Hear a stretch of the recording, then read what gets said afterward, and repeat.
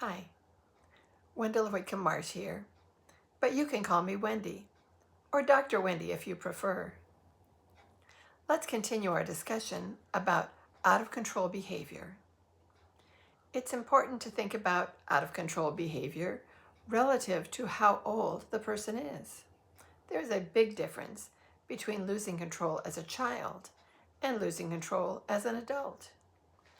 When a 2-year-old has a tantrum, they may scream, stomp their feet, or throw things. When an adult does the exact same things, it's a much bigger problem. Consequences change drastically once a person turns 18.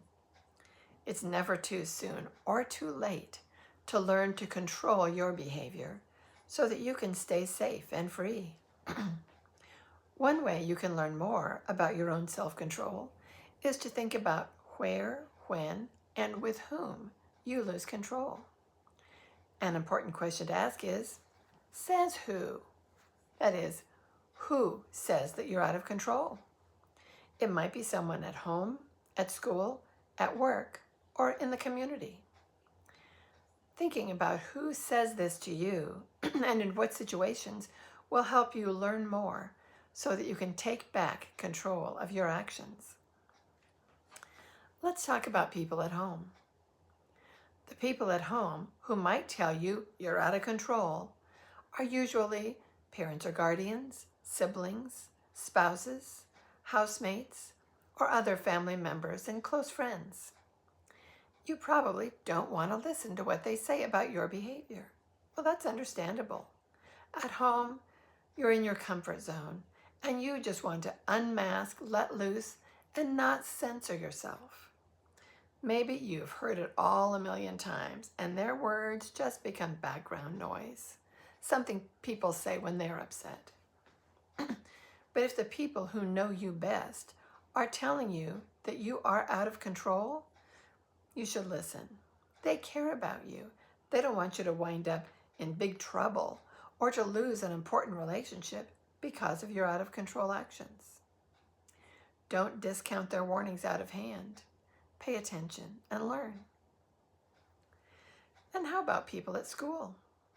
If you're a student, you might hear you're out of control from teachers or professors, counselors, the dean or principal, even other students or dorm mates.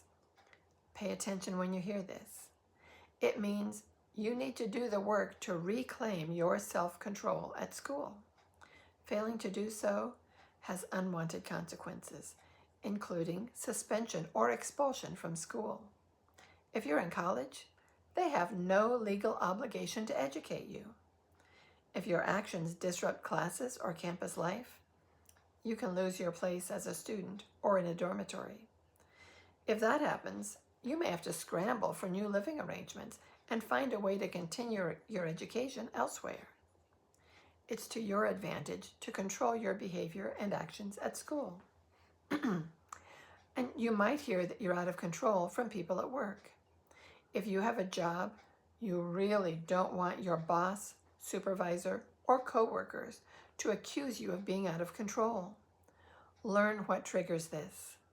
You may or may not be given a second chance if you lose control at the workplace.